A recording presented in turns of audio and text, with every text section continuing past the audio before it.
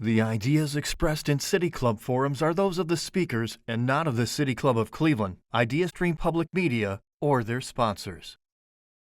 Production and distribution of City Club forums on IdeaStream Public Media are made possible by PNC and the United Black Fund of Greater Cleveland, Incorporated.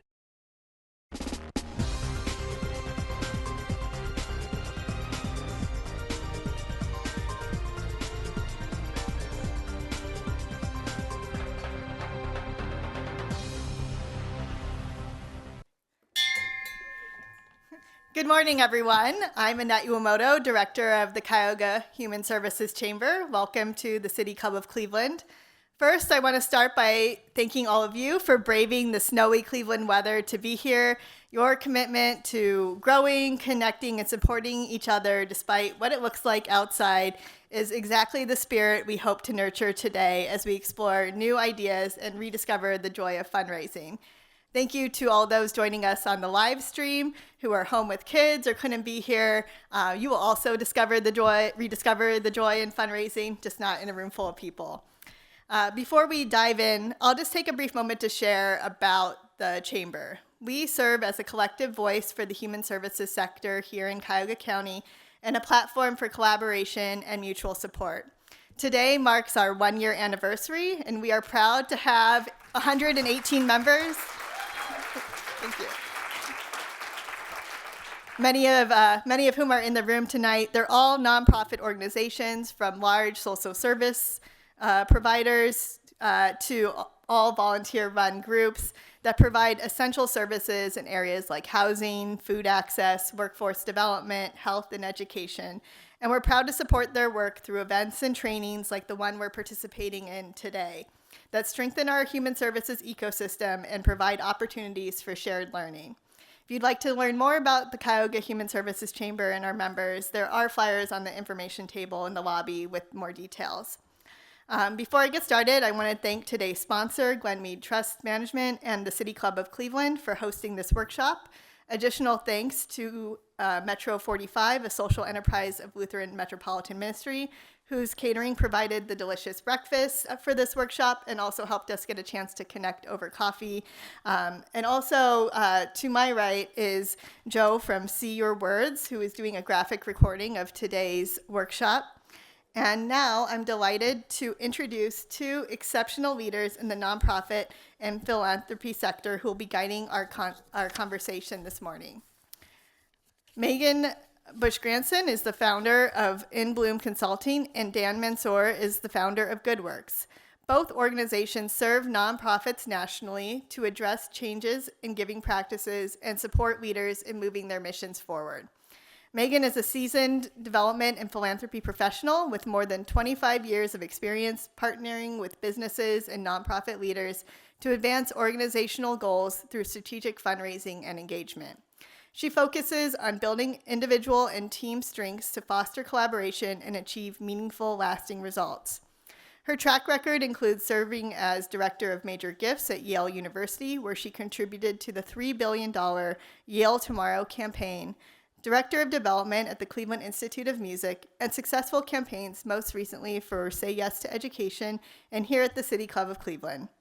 Megan earned her bachelor's from Ohio Northern University and her MBA from Case Western Reserve University. She calls Cleveland home and enjoys traveling, cooking, and volunteering with her family and friends. Dan is a 40-year veteran of the nonprofit and philanthropic sector. His approach centers on building the skills, knowledge, and confidence of clients, leaders, staff, volunteers, and boards, creating sustained fundraising success, and securing lifetime relationships with donors. His impressive career spans leadership roles at Cornell University, Brandeis University, and the United Way of Greater Cleveland. He also founded the Community Foundation of Tompkins County, demonstrating his commitment to building philanthropic infrastructure from the ground up, and has participated with Velisano for 3 years to raise funds for life-saving cancer research at the Cleveland Clinic. Dan earned both his bachelor's and MBA degrees from Cornell University. A Madison, Wisconsin native, he's now a Cleveland resident and Chautauqua, New York enthusiast.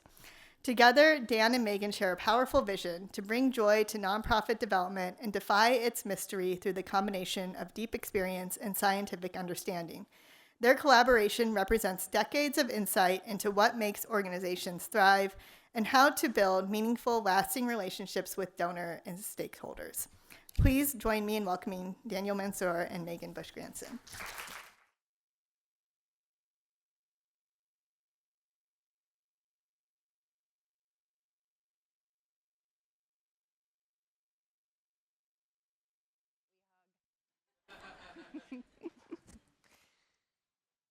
So I feel like we're in a room full of friends, which is a great place to be. So thanks everybody for coming. Happy Giving Tuesday. We're thrilled to have you all here, and anyone who can join us online, we're glad that you can be here too. I first want to thank my friend Dan Mansoor. He didn't know this was coming, but I'm really grateful that you're here with me today. This is years in coming, so believe it or not, we started on this mission to help people find joy in fundraising years ago. And I'm grateful we're here with you now. We had a sense that Northeast Ohio would want to talk and hear more about development, and it turns out we're right, even in a snowstorm-ish. We're Cleveland. So we're going to start with a mission moment filled with joy and hope. So we're going to dim the lights and start the video.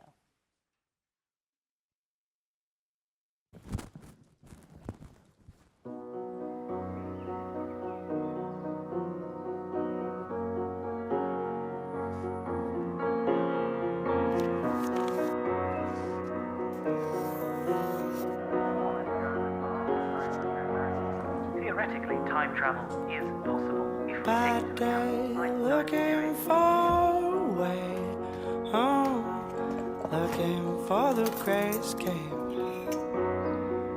Gets in his car and drives away, far from all the things that we are.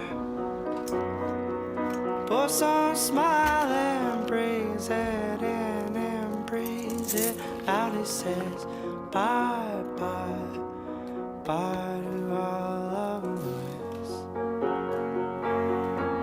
Always says bye bye, bye to all of the noise.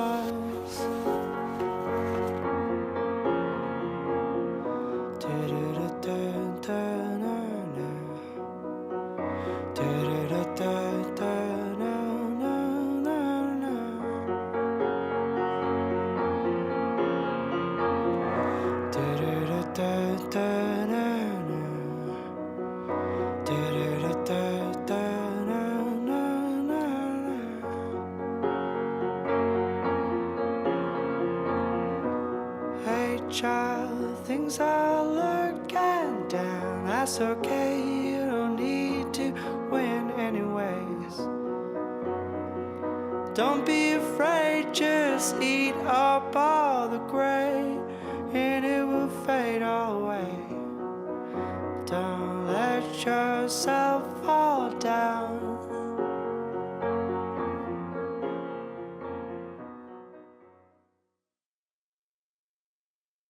So we're going to be talking about attention and how to get attention to your mission. And this is one way, through beautiful video and song. And if I said hope and joy, I meant hope and love, because there's a lot of love in that video. So we're going to talk more about attention in a couple minutes. This is how we're going to spend our time together. It is a workshop format. It's not exactly like regular City Club forums. We started with breakfast. Hopefully you got to eat. If you didn't, there's a huge, beautiful buffet brought to you by LMM in the back. Hopefully you met some new and old friends. And we're going to have a workshop with you. It's going to be a real workshop. Annette already rung the gong, so thanks for doing that. And at the end of our workshop, we're calling it questions, curiosities, and connections. So instead of Q&A, we believe there are a lot of experts in the room, and we know that because we took a survey about you, so we'll tell you about that in a minute. But we'd really love for you, if you have an answer to any of our questions, to come up to the mic and answer the question that's been asked. And at the end, the City Club is kind enough to keep its doors open for about a half an hour till they kick you out. But 9:30, you can all stay for a while and do some more networking and exchange. Okay, I have to do this. Okay, there we go. Okay, so you already heard a little bit about me. But a couple things you may not know is, number one, major gifts are my favorite. So if anyone's interested in talking more about major gifts, I'm the gal for the job, and I'll talk more about major gifts. And the second thing about me is that I think I can get you to feel the same way. So wish me luck. Here's what we heard from you. This is what you want to know about. I think this will be interesting to everyone in the room. And I'll just put a plug in for our post-survey. We had a good amount of people fill out the pre-survey, but we'd really love for you to fill out the post-survey so we can get some more information. But this is what Northeast Ohio Philanthropy wants to know about. Number one, highest on the list by far, was donor communication and messaging. So what this tells us is there's a lot of noise out there. I think you're all feeling it, you're all hearing it, and how can you be seen? Did you want to say anything else about? No. Okay, I'm gonna keep going. And then these are in priority order, just interesting to us to be sure that we know that we're presenting the right information today. Donor retention strategies, major gifts, peer-to-peer fundraising, and measuring campaign success and metrics. We'll plug out to my Inbloom team. Where are you guys? We do metrics and campaign work, so we'd love to hear that people are interested in measuring their success, especially in campaigns.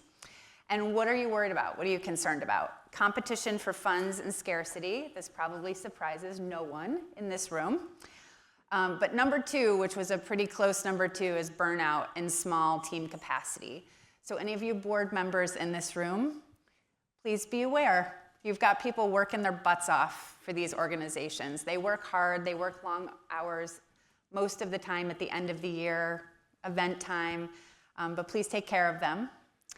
Difficulty identifying potential donors. It's always a big one. I can't tell you how many people come to us and say, we need new donors, we need new donors. Economic uncertainty and board engagement and the ask. So working with board members to make a solicitation is not easy. I will say it's an art. It's an art for us, but it's also an art for the board member that is asking for the gift. And we're going to talk about how to make that a little bit easier today. That's another design of a really cool slide, exactly the same as I showed you. So we're going to keep going. So this is who's in the room. We thought this was pretty interesting. Most of the people in the room are development officers or development directors. Major gifts are down there on the bottom because nonprofit people like to give their own titles. So we're going to go ahead and move that one up to the top.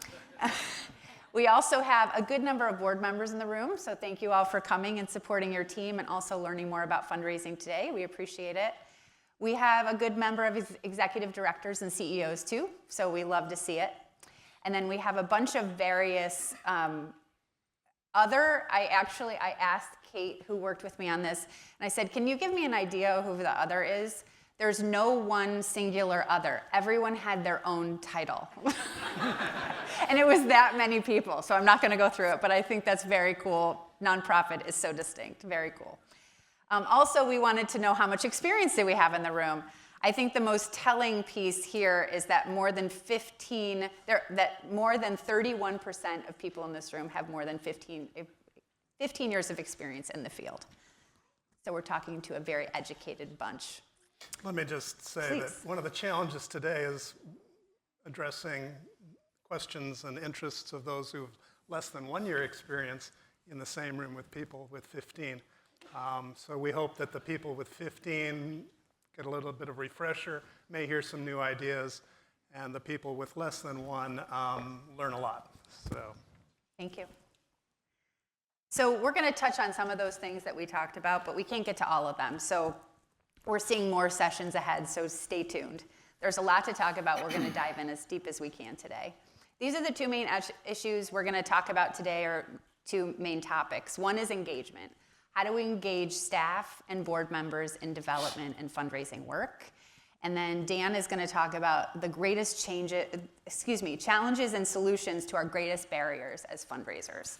So we're excited to hear about that too. Okay, I'm going to start with a question. Oh, you know we're both professors, right? So this is going to happen. Who likes to ask for money? I need a show of hands. Yes. Okay, hire them. And who loves to ask for money? Oh my God, yes!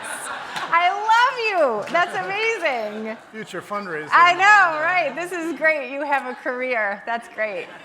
That's because she's asking her mother for money. Mom? Yeah, I love it. So usually people don't raise their hand, so I'm so glad that so many of you did, because you know what we're really asking is how do you enjoy engaging people in philanthropic development, right? It's not asking for money, and it usually feels horrible if you're just asking someone for money. But we're going to challenge you to think a little bit differently today. So this was a statistic that we found as we were doing our research, and it was pretty surprising, all these zeros. $1 billion every single day given away in the United States. This is not by foundations. This is not by corporations. So any of you whose executive directors or boards are saying foundations, corporations, how about individuals? These are individuals that are giving away this money every day. This changes the paradigm a little bit. It means we're not trying to convince people to be generous. People are already generous.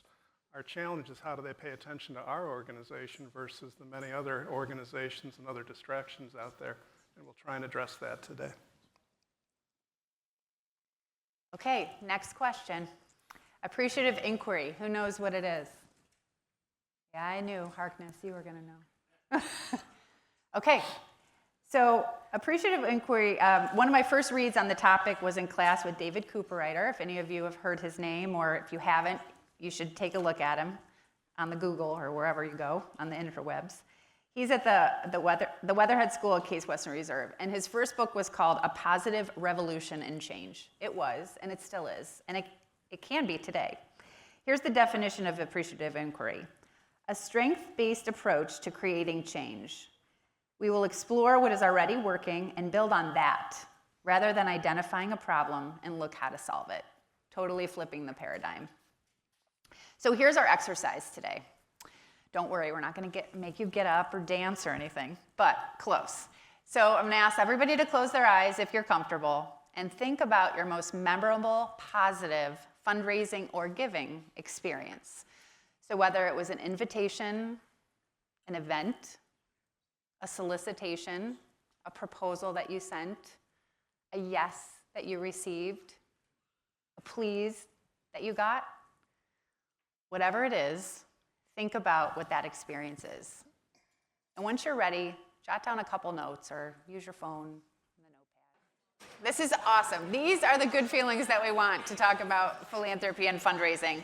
So what we're going to do now is ask a handful of you, 6 at the most, because we know fundraisers like to talk, which is amazing.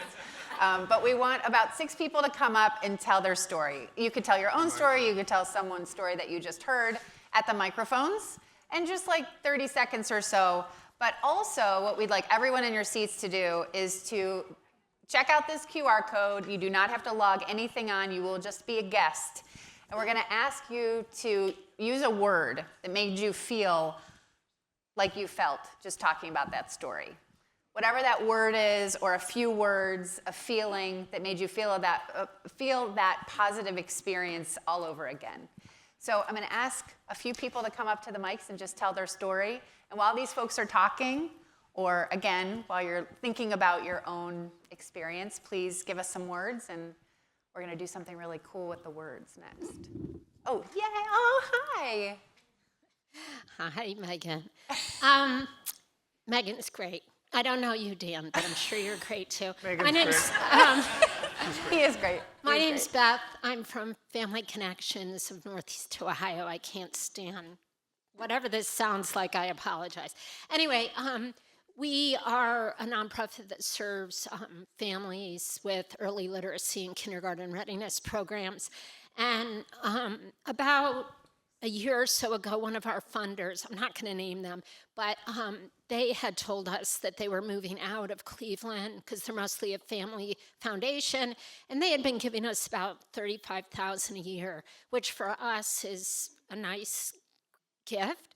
We're about $1.5 million, and they had said they were exiting and giving larger grants but smaller numbers, and so we didn't put them in our budget.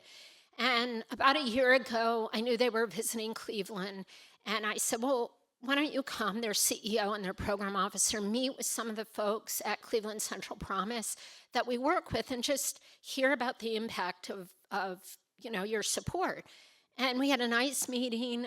It wasn't formal, but we felt like they really got a feel for what they had supported. And about a month ago, I got a email from the foundation saying, we're pleased to share you got a exit grant of $75,000 unrestricted. And believe me, as you all know, this has not been the year for that kind of email. And I actually texted my friend who is affiliated with the foundation. I won't say what I texted her, but I was like, are you blanking? Is this spam? And she said, no. And I guess the lesson is you're always stewarding and you're always cultivating, even if you don't believe you're asking a funder, because it was totally unexpected. And I think that meeting had a lot of impact in getting us that grant. So, Thank you for sharing that. Couple more? Oh, please.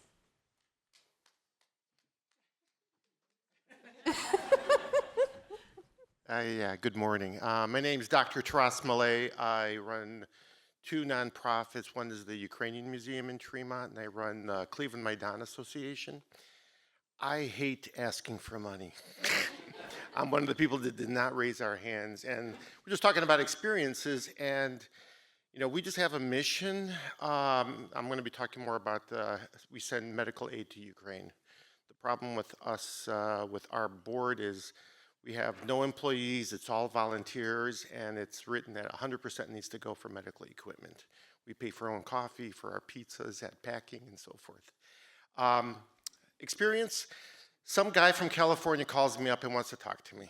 Talking. I didn't know who he was, whatever, but we talked. And I don't know, luck, my personality, telling my mission, and next thing we know, we're getting another very generous, I won't give the number, check, which supplies multiple containers worth of medical supplies to Ukraine. So it just, I don't know, lucky. And I love talking about our mission and what we do. But yeah, I'm here to try to learn how to do this other part to ask other people. Thanks. Absolutely. Thank you. This microphone's real hot over here. Good morning. My name is Heidi Barham, and I am with Hospice of the Western Reserve, and we are one of the earlier members who joined the Cuyahoga Human Services Chamber, so we're grateful to be here today. But my story is about giving. My mom passed away recently under our care at the end of last year, and she was big into the arts. She was founded Wake Up and Live with the Arts in the Actor Studio and well known in the Cleveland theater community. And in her honor, we have a cousin who is doing an independent film in New York that he's trying to get off the ground.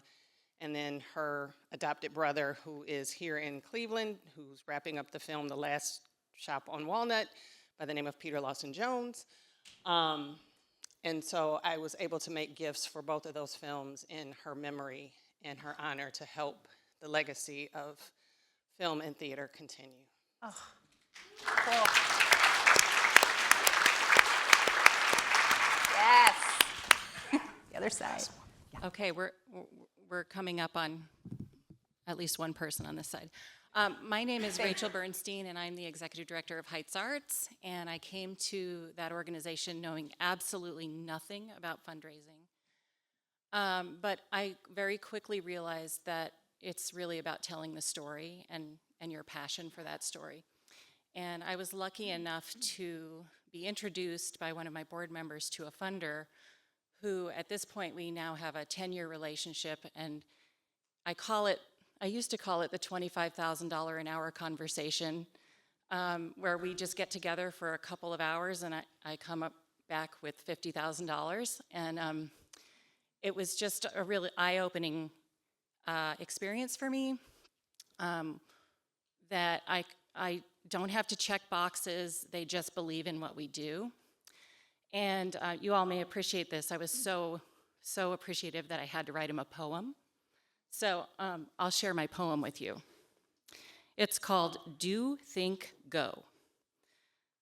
Oh, the things you can do when the funding comes through. Provide neighbor and family with plenty to do. Take ideas into action with proper attention so others take note of your work they mention. With the dollars to pay quality staff and the rent, oh, the things you can do with that funding commitment.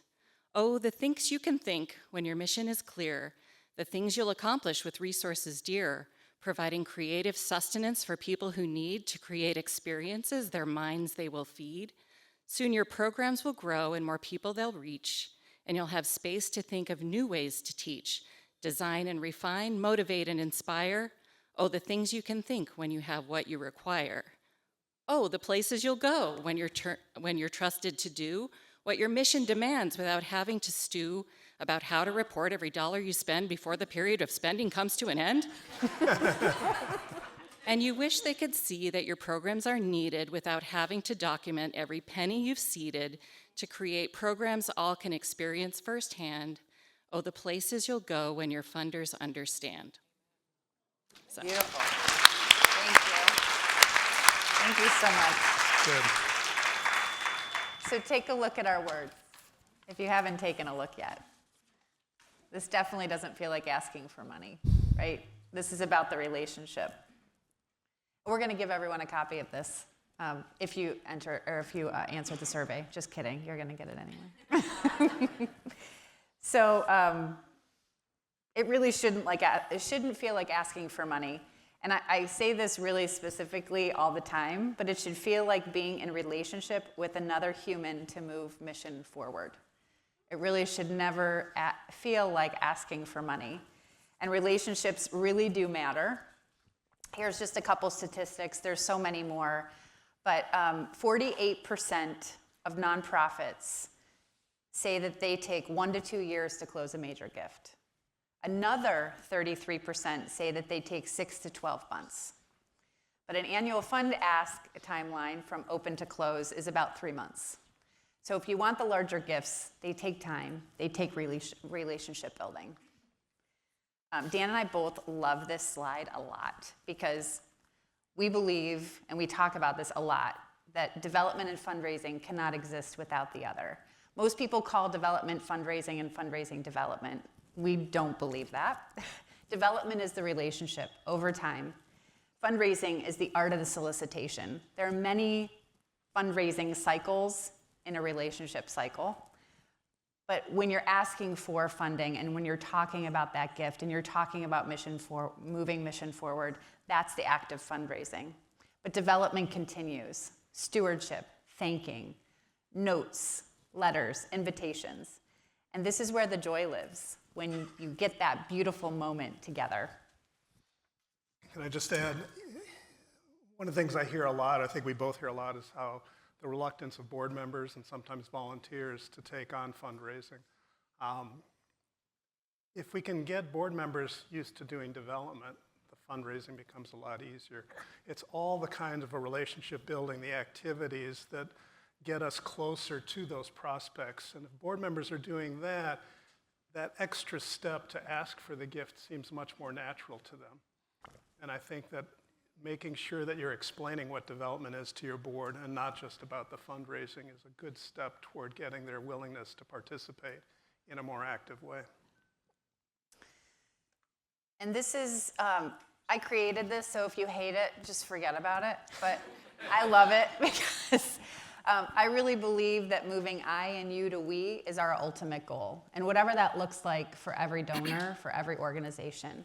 So these are just examples. So different ways that you can move people to we. And I've had this happen so beautifully with so many people in my life, in my philanthropic career, and it's truly been a blessing. But oftentimes it starts with an event. So many people have events, they forget to thank people, they forget to say, you know, hey, do you want to join our newsletter? Or they just plop them into their newsletter anyway, which is fine, but as long as there's an opt-out. But there are different ways that you can involve people in your organization, and these are just some examples. Attend an event, bring a guest to an event, that feels really good. Serve or volunteer If you haven't served or volunteered, you may not know how great it feels, but sometimes you feel a little guilty because it feels so great. Go on a tour of an organization, give your first gift, meet with staff, and be seen. So be thanked, be seen, have somebody tell your story, have someone ask your story, and moving to we. Ultimately, you want a gift of a lifetime from every donor, right? But it's not going to happen. But all of these pieces, all of these steps on the continuum are a gift. That's a much older picture. I want to tell you about the most successful solicitation I ever did. I became aware of this prospect 7 years before we actually met. And then for 10 years, this prospect always said yes to meetings. And during that period of time, we got to know each other pretty well. I got to understand the values, interests, passions. And you know, the easy asks were always a yes, but the big ask was yet to come. And in May 14th of 1995, I got down on my knees and I asked Joyce to marry me.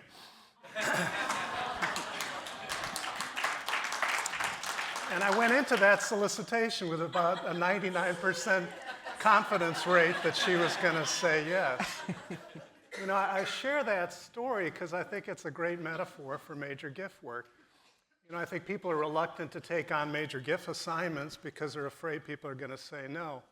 But you're not ready to ask for that gift until you're pretty sure that the answer is going to be yes.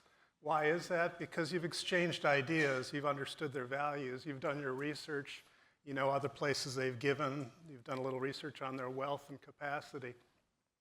So that it's not a surprise. And I think board members are reluctant to ask because they haven't had that kind of relationship. They're given a card saying, good luck, not realizing that it might take 2, 3, 4, 5, maybe even 6 occasions to get together before that gift comes in.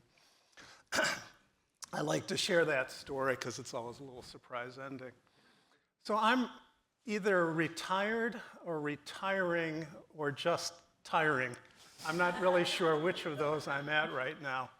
But over the last few years, I've had a chance to reflect on 40 years in this industry.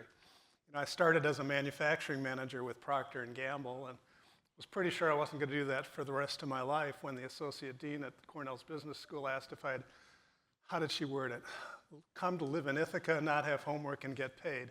That was my fantasy as a student, so I thought I'd give it a shot for a few years.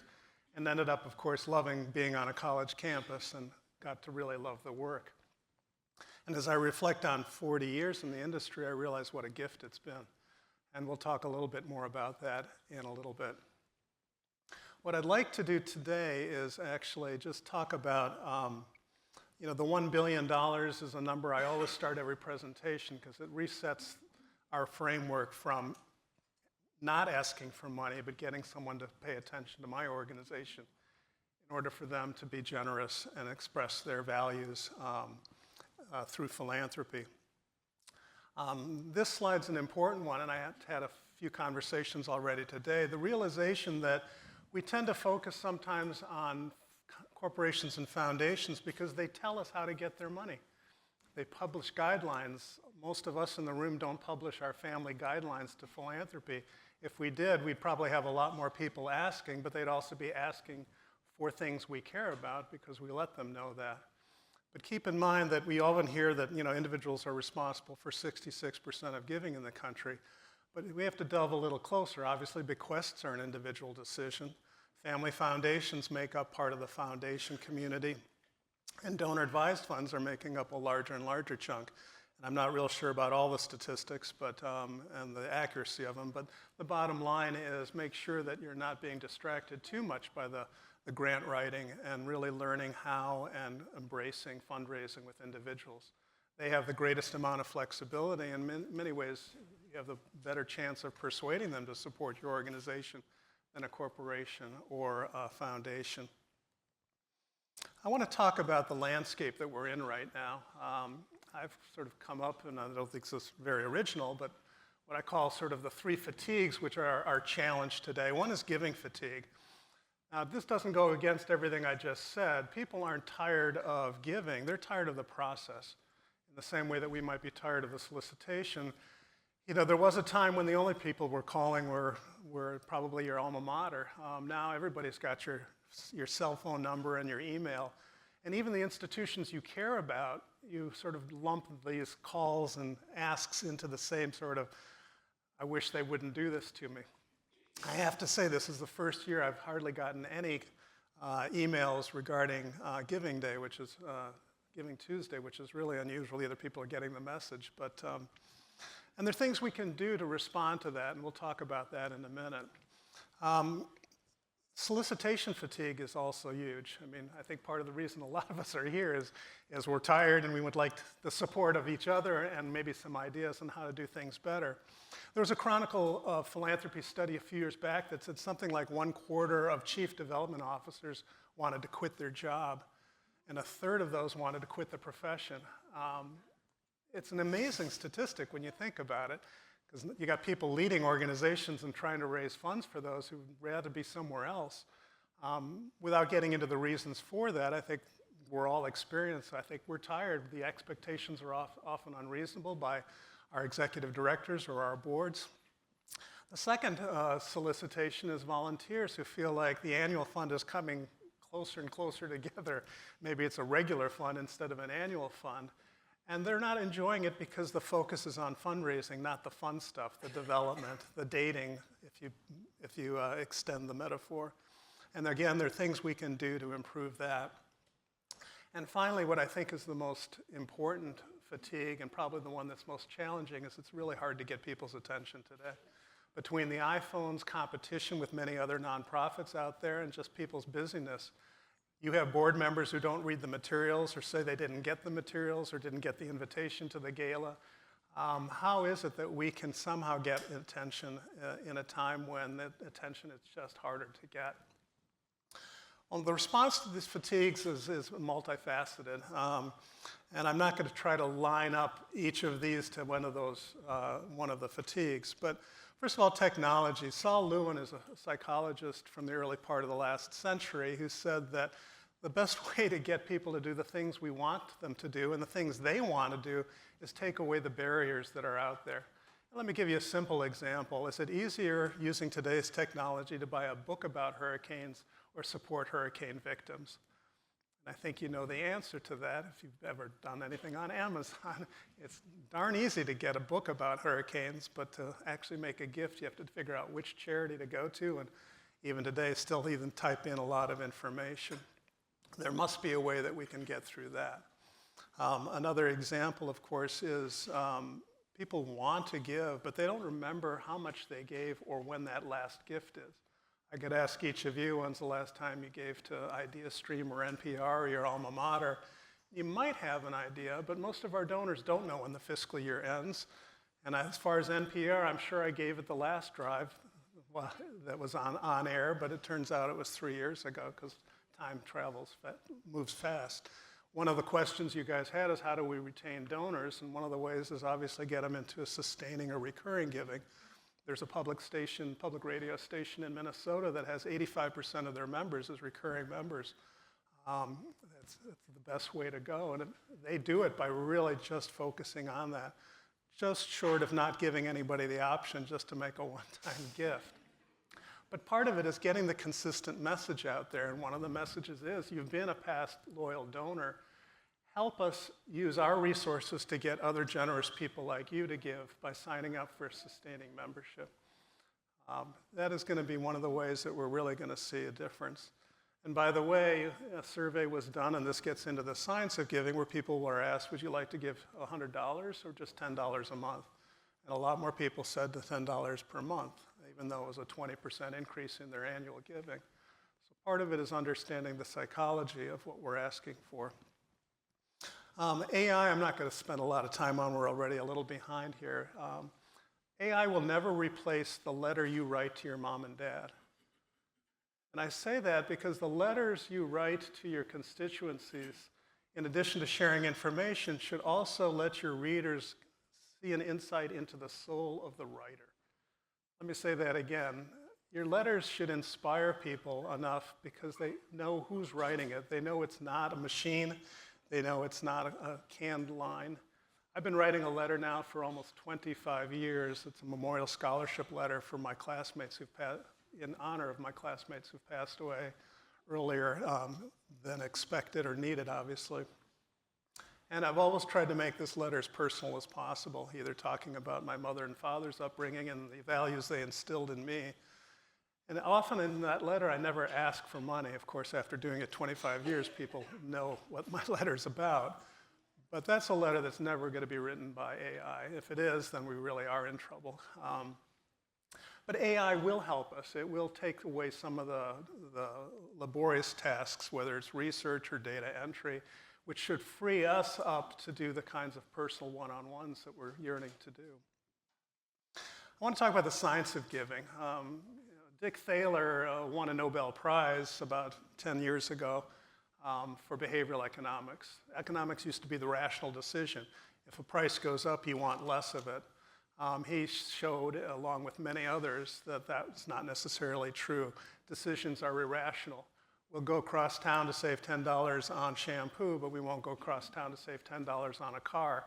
But wait a minute, it's $10. An economic rational decision says we should make the same. Well, you can imagine the irrationality of philanthropic decision-making is huge. One is loss aversion. There was a study that was done that basically NPR asked their donors, you're a regular donor, would you consider increasing or changing your giving to monthly giving and became a recurring donor? And a certain percentage of those people said yes. They took another group of donors and said, will you consider becoming a monthly donor starting in 4 months? By deferring the first payment, they got a much larger number of people to say yes. It's called loss aversion, and it's one of the principles in behavioral economics. If you want something to read anything by Dick Thaler, particularly his book Nudge. He's come up with his second, and he says final edition. But he's a fascinating, very entertaining writer, and there's a lot in his work that is applicable to our work. One of the studies I tend to refer to more than anything else is a book called Happy Money by Dunn and Norton out of Harvard. Most of the book is about whether money can buy happiness, and the focus is really on, yes, it can if you spend it on experiences and not things. I'll talk to you why I think Tiffany's is actually an experience and not a thing, but that's a whole other conversation. But he says they devote one chapter to altruism, and they said that people, as we've talked about today, are inclined to give. We hold the door open for people, we write checks, sometimes we jump in the water to save a life. It's evolutionary biology. We want to help other people. We're happiest in our giving if 3 things are in place, and these are the things you should write down. One is the donor feels they're in control. They're not being convinced to give, they're not being manipulated to give. That's very subtle because you're there asking them, you're there to get them to do something. But how you word things is important. Will you consider joining me in making a gift as opposed to will you make a gift? But donors want to be in control both of the timing, what they're giving to, the amount that they're giving to. The second thing people are happiest about when they're giving is if they're feeling a sense of connection. A giving day is not really that, but most of us, if we've gone to college, our colleges have a day of giving. Many communities, not Northeast Ohio yet, but we can talk about that later, has an annual day of giving. Erie, Pennsylvania raised $10 million this year. Lancaster County in Pennsylvania raised $10 million. By the way, Erie, Pennsylvania raised $10 million from 38,000 people to over 500 charities. Why? And for many, that's a second and third gift. Some of them are making a first-time gift to institutions. It's that sense of connection. Even though we don't know anybody else by name who's giving, we know that we're connecting to this sea of humanity when we're writing a check on that 24-hour day. So we also give because we know in doing so, we're somehow connecting to other people who are doing the same. And in a way, we're also counting on them to support us if we're, God forbid, we're ever in a situation where we need help. And the third thing that makes people happiest in their giving, and again, this is the science and the research, is if we feel we understand the impact of our giving. And if there's one thing we can change immediately is make sure that our thank you letters and our communication spend as much time explaining what we're doing with the money and the successes we're having with that as much as we're asking people to give again. I won't spend a lot of time on emotional intelligence, but I'll just focus on one thing. No one has ever listened themselves out of a gift. I love that expression. Active listening is a really hard thing to do, and there's 4 principles behind it. I'm not going to get into them all. But being able to listen is really important. I remember a story of somebody who went to a cocktail party and met somebody and asked a lot of questions, and they had a great conversation. And later, the person who was basically talking mentioned to their friend how much they enjoyed meeting this person and how interesting they found him. And the guy said, oh, that's kind of unusual because I didn't say anything, I just asked questions.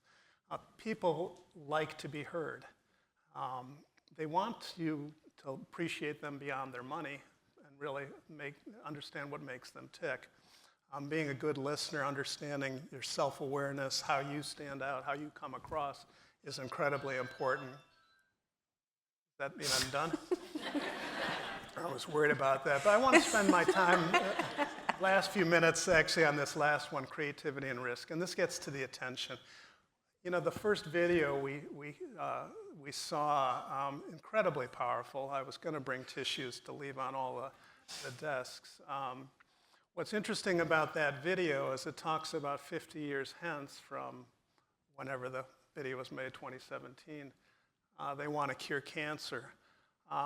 With a little bit of personal experience here, 70 years ago, the 5-year survival rate on leukemia was 16%, 1-6. It is now almost 70%. So research works. That ad, if it had been made 50 or 70 years ago, actually came true. So I think what we have to do is make sure that we're sharing bold and exciting and interesting messages with our constituency. And there's some risk associated with that, but it's just viewing our jobs differently. How do we do it? Well, one is just to become more creative. And that doesn't mean you have to be more creative. It just means you have to act more creatively. We all have it within us to be that. We also have all the other people in the room to help us in that process. But try new ideas. And ideas are free. You don't have to implement them, so get crazy. There's a project, my first client when I moved to Cleveland in 2006 was the Western Reserve Historical Society. I was helping them with a capital campaign. And I came up to them one day and said, you know, guys, I think we should really do a save the date postcard for our 200th anniversary. They said, hell, well, okay, when is that? And I said, it's in 2060. So it was literally 50 years away.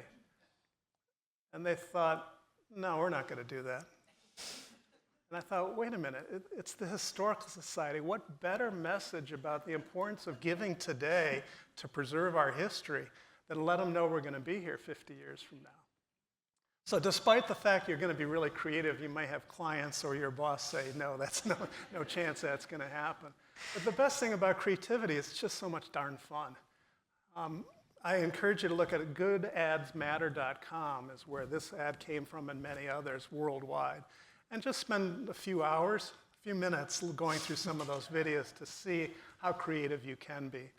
On a funny side, there's an ad called Follow the Frog. I don't know if you're familiar with it, about conservation. It's a humorous 3-minute video. Also, just Google great nonprofit advertisements. There's a great advertisement. I'd show it, and our next session is going to be about creativity and communication. But it basically has this Copenhagen bus with a giant boa constrictor literally crushing the bus. And using the graphics, it looks like the bus is collapsing. And it's for the Copenhagen Zoo. And you just can't help but not notice that when it's driving down the street. And obviously, it was a risk in terms of both the idea and the creativity behind it. I apologize for the commandments. It's really just principles. I don't know why they're always 10. I'm just going to go through these really quickly as I wrap up. One is don't be afraid to share your emotions in your letters. Think about what appeals to you in social media. It either makes you laugh or cry, makes you want to pass it on to something else. Do your documents, do your letters, do your communications do the same. I find that when I'm willing to sort of strip away the formality and show a little bit of emotion, I get a much better response to letters, to conversations, et cetera. People want to see your vulnerability as much as they want to see your intelligence, your knowledge, and your passion in what you're doing. We've talked about this many times, about building lifetime relationships. The hard thing about that is sometimes lifetime relationships will result in a gift that you'll not be around to participate in. And that's a really tough challenge. I mean, imagine being a car salesperson and your boss asks you, well, how many cars did you sell today? And you said, well, I only sold 5, but I got 20 people who promised to buy something within the next 20 years. You know, that's not going to excite your boss, and a planned gift is something that's going to be coming down the line. It's not immediate, but it deserves our attention because those are often going to be the transformative gifts that will move an organization into a whole new realm. We've talked about listening. You know, fundraising, we sometimes hear this sort of cliche that it's friend raising, and it really is. But our friends, we have a reciprocal relationship with. They remember our birthdays, we remember theirs. They do things for us, we do things for them. Sometimes we get mad at our friends when they don't do. We think they're not doing their share of the reciprocity. Make sure we're doing things for our donors.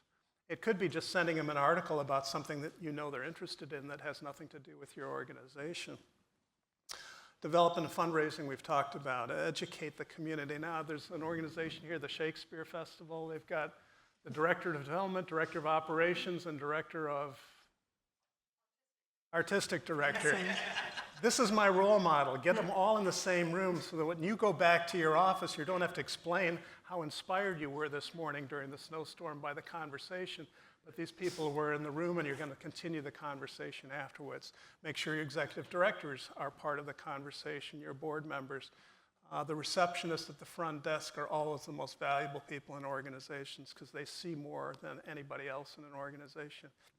And if they don't understand development and fundraising, you're losing an opportunity.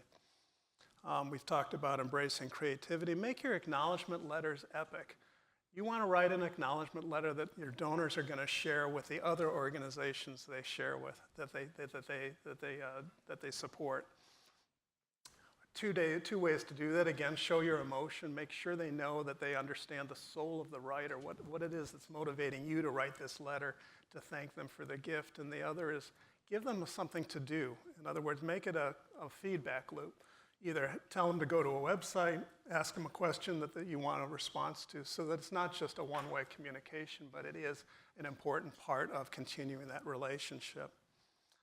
Doing the unexpected. How many people get birthday cards from their friends? Well, everybody gets birthday cards from their friends. How many people get a birthday card 6 months after just because a friend happened to notice that the calendar was exactly 6 months after your last birthday?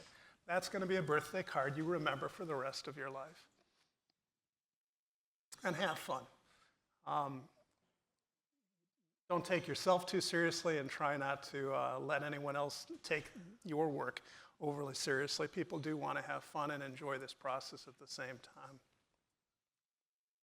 I want to say something that just when I first got in this field, Dorothy Reddington was one of my colleagues. She told this amazing story, and this goes back to acknowledgement letters. She decided to send a small gift to 10 universities and colleges she had absolutely no relationship with. 2 days later, Princeton University called her up on the phone to thank her for her gift and ask her what motivated her to make her first gift to Princeton University. Now, this is pre-internet days, and her phone number was not in the check or in the letter, so they had to look it up in something called directory assistance. You can Google that. But that was 2 days later at a phone call for a very modest gift. Princeton, by the way, has something like a 98% participation rate among its alumni, which is 3 times more than most universities, if not more. Some universities she never heard from, not even a thank you note.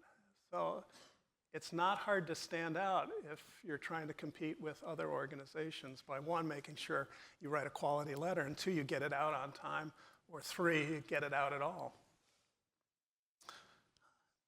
My next seminar I'm calling The Existential Pleasures of Fundraising, only because I think a lot of people might show up. Again, after 40 years, I realized what a blessing it's been to be in this profession. I can tell you stories of just remarkable people that I've had the pleasure of meeting. Brother-in-law Michael Bennett's sitting over here. My sister-in-law Debbie is sitting here. And I know they've got the same stories of people where they have a professional relationship with, but it often doesn't feel like that. Many times they become your friends, but more importantly, you hear the fascinating backstories of how people have either gained their wealth, inherited their wealth, and what they're doing with their lives. And by nature, the people we're approaching tend to be inspiring, both in their interest in giving back and the example they want to set for their families and for their community. So, you know, the pleasures of fundraising are really, one, about the excitement of meeting really interesting people. Two is the gift we have in helping people do something good with their wealth. Let me rephrase that. You're giving people an opportunity to do a good deed. And there's nothing, I think, higher in our profession than that kind of opportunity. The second is we're making a difference to the organizations we're representing or working for. Therefore, also making a big difference in the beneficiaries of those organizations, either the people who are getting food or shelter or enjoying the arts or listening to a concert. I mean, this is you guys having that kind of impact on that. And finally, we're making a difference to society and community. I mean, Dan Mansoor talked about it when we started by saying that this is a remarkable community because of the strength of our nonprofit organizations. Nonprofit doesn't mean not-for-profit. I mean, it's 13% of our national economy is the nonprofit sector. We often don't view it as that, but it's a driving force, and it's a growing force relative to the rest of our economy. So we should pay attention to it and take it seriously. This is the quote I came across from the Babylonian Talmud, which I'm sure all of you are incredibly familiar with. He who causes others to do good is greater than the doer. So the work that you're doing is as valuable and in some ways more valuable because it won't happen unless you guys are out there doing it. So with that, I will stop. Thank you for being here, for the work that you're doing, and we'll open to any questions you guys might have.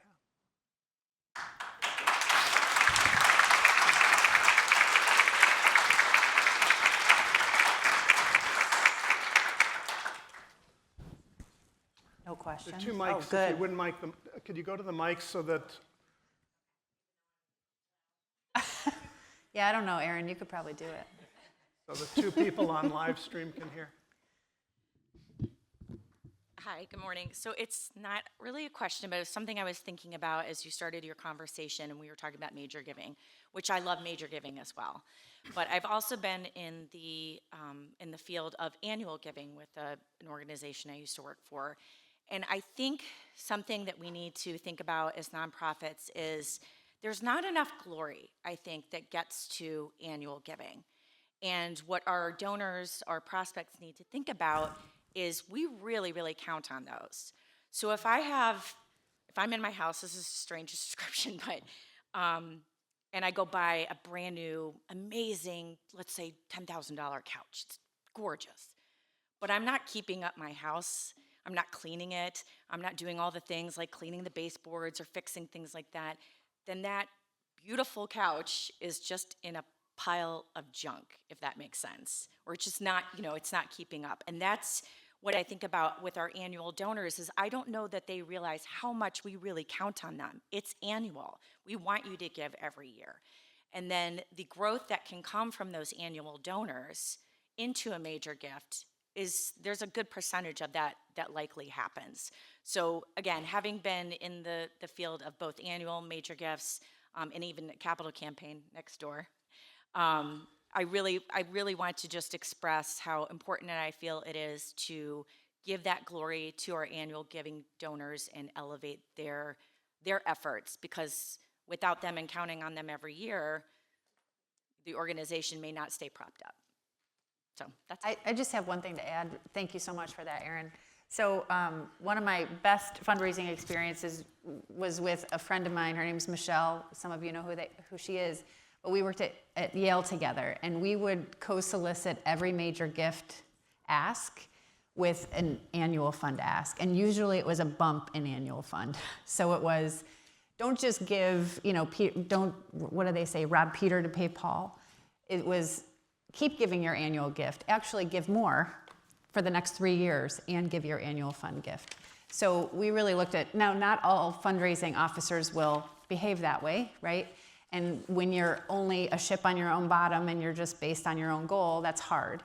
But when there's an organization that's holistic and they look at sustainability, they should be thinking about co-solicitations for annual as well as major. Because really, if you're just moving, I mean, Glen Mead, you guys know this, right? You're just moving the money around. It doesn't really matter. It's not making you anything. And then at the end of the major gift, after the pledge, there's nothing. And then there's nothing to keep that donor there for the next round of annual. So that's just one strategy that we used, and it worked really well. You know, if you're featuring donors in your publications, we tend to focus on the larger donors. And how great it would be to write a story about the person who gave the $10 gift or the $100 gift. I mean, that's going to communicate to your masses the importance that the institution has for those gifts, because you're featuring them in your publications, right alongside that gift of $10,000 or $50,000 or $500,000, depending on your organization. I'd love to see more organizations celebrating the annual gift, which tends to be a smaller gift, but that's one way to do it. I had this crazy idea of getting the president of my university to fly out to Iowa and knock on the door of a guy who gave $25 last year but hasn't renewed yet, and make sure there was a videographer with him. Is it a good use of money? Short term, absolutely not. But I'm trying to think of the impact of people seeing that video of a president knocking on a door saying how important your $25 gift was to us last year. Will you please do it again? Hi, I wanted to deal with the connections part. So I didn't get a chance to talk about my experience with fundraising, which is volunteering at the City Club and the Food Bank. But also I donate with the Computer History Museum, so CHM in California, and also Khan Academy, which is an educational online service for free for children. And so those are like some of the moments that was like really awesome for me with the fundraising group. Wonderful. Thanks for doing that. Thanks.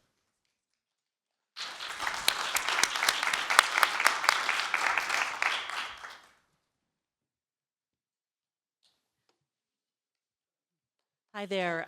You're talking a lot about relationships and time and meetings and going to see people in person. And I'm really curious about the big generational shift that's happening. We know that philanthropically, a lot of money is going to be passed to the next generation. They're communicating differently. Can you talk a little bit about what their expectations are in terms of the cycle, attention span, as well as, how do you meet them where they are versus where we, who are maybe a little more seasoned, want to sit and have coffee? Great question. Great question. First is don't treat your male donors and your female donors the same. If you want to read a fabulous book, anything by Martha Taylor, and I forgot the co-author, I think it's called Reinventing Fundraising. It was really the first realization and first book about women in philanthropy. We tend to still focus on the men in our asks, in our letters, et cetera, and we look at board members. I did a study once in Cleveland randomly, and the majority of board members in nonprofits are men, which makes no sense today because 1, women are working and they're earning their own money, 2, they're inheriting money, and 3, they're outliving me, so in most cases. So that's one issue. The second is women tend to also approach philanthropy similar to young people today. And women tend to like relationships. They like to collaborate both with the organizations and with other women and other philanthropists in their giving. Young people today don't respond to appeals for organizations. They're interested in causes. And if your cause is your alma mater, or your cause is something that they are affiliated with, then they'll support. They also tend to respond to their peers more than to the institutions. Even with the same message, there was a study where the exact same email was sent by an institution to a group of young alumni, and the same email was sent by their classmates. The response rate was through the roof from their classmates, even though the message was identical. So those are just a few things. But as far as attention span, I think, again, it just comes to being more creative and figuring out new and creative ways to engage young people. That, again, would be a whole other session. But don't give up on them. There's also, we haven't changed that much evolutionarily. Evolutionarily.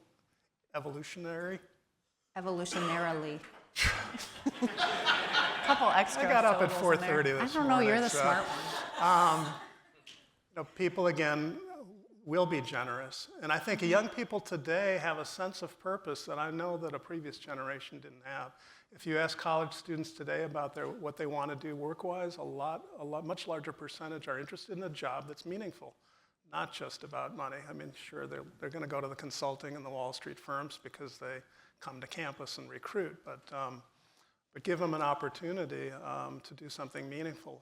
They'll take that job. And making as much money as possible is not where they're at. So I think the core is there. I think young people today want to be heard, and they want purpose and meaning in their lives. I hate to say they looked at their parents and said, I don't want a life like one. They don't want to drive people around like we did and complain about it. But don't give up on the next generation. They will be as generous or more generous.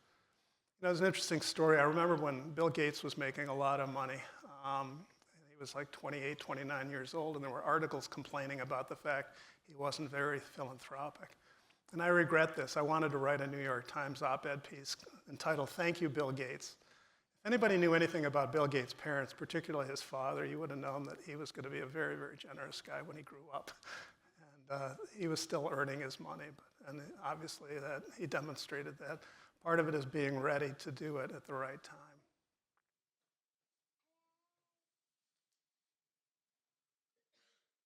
I wanted to say something about the epic letter because I think I needed to hear that this morning.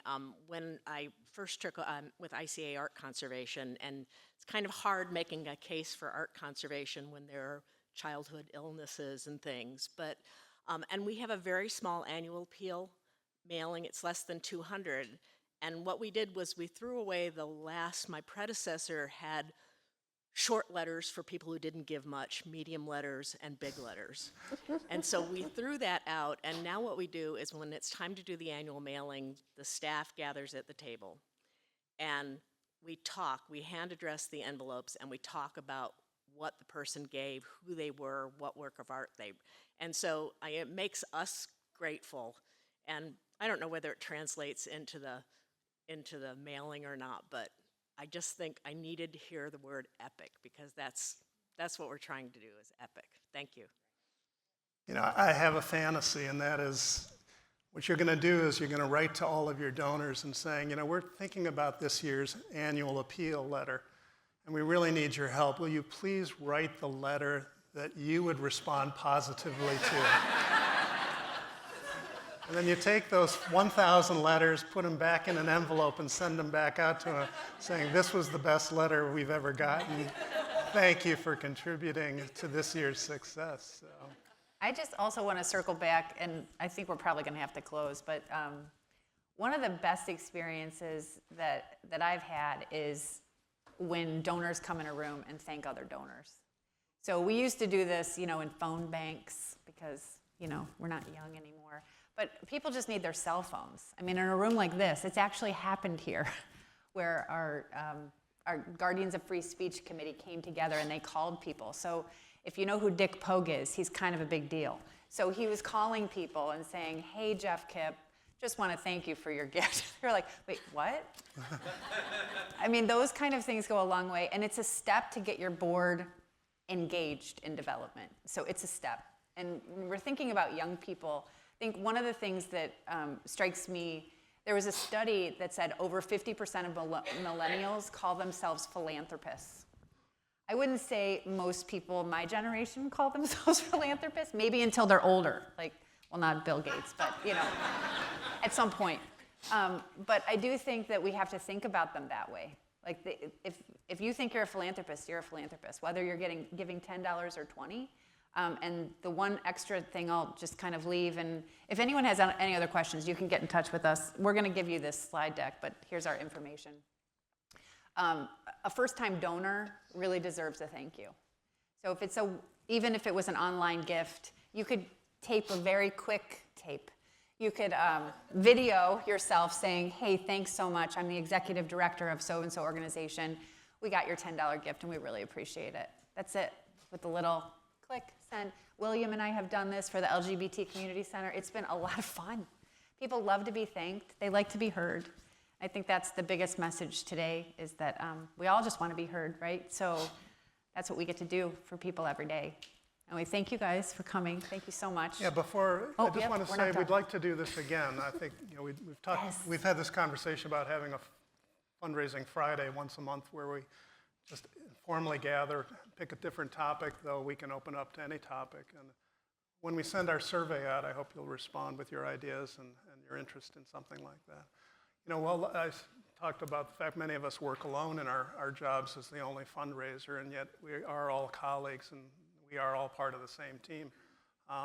It would be nice if we had more time together to help each other out in the struggles that we face on a day-to-day basis with our jobs.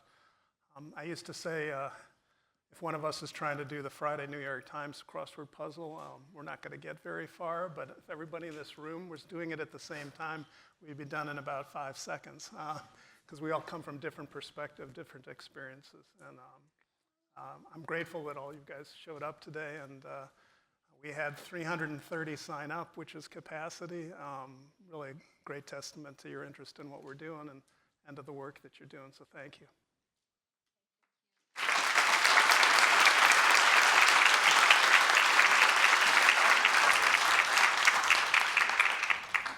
Thank you all for joining us this morning at the City Club of Cleveland for Where Giving and Getting is Going. On this Giving Tuesday, we've had the privilege of exploring how intentional strategy and authentic connection can enhance donor satisfaction and amplify nonprofit impact. Thank you to our presenters, Megan Bush Granson and Dan Mansoor, whose insights shared today remind us that intentional strategy and genuine relationships are at the heart of sustainable impact. Don't forget to check out the graphic recording. Thank you to Joe, who I know is still working on it over there. Grab some more coffee. I think there's some food left over. We have some time in this room to connect if you're in the audience today. I hope we can all take what we learned today to spark generosity so that together we can create a stronger, more vibrant Northeast Ohio. Thank you again for your time, your energy, your commitment, and your gifts to this work. Safe travels. Happy Giving Tuesday. This forum is now adjourned.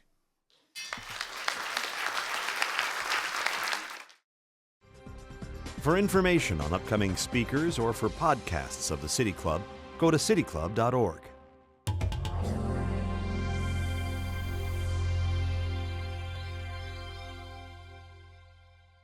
The ideas expressed in City Club forums are those of the speakers and not of the City Club of Cleveland, IdeaStream Public Media, or their sponsors. Production and distribution of City Club forums on IdeaStream Public Media are made possible by PNC and the United Black Fund of Greater Cleveland, Incorporated.